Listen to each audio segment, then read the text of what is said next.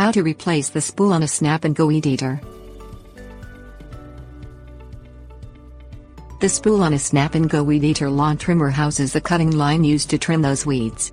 This plastic spool can be removed to refill the cutting line or to replace a broken spool. Often, if you tap too hard to get out more line, you can crack the spool or bend it so it no longer spins inside the head.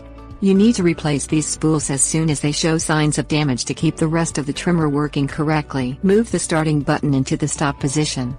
Disconnect the power source by unplugging the electrical cord, removing the battery or unhooking the rubber boot from the spark plug, according to your snap-and-go's engine type.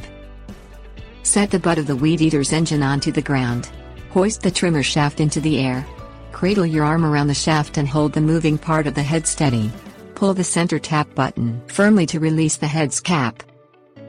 Take the cap off and slide the spool out of the cutting head. Leave the spring connected to the cutting head. Remove any old line from the spool. Check the spool for cracks and other damage. Replace the spool if necessary. Thread the new spool's trimmer lines into the eyelets on the cutting head. Push the new spool against the center hub and spring until it snaps into place. Refit the cap to the spool.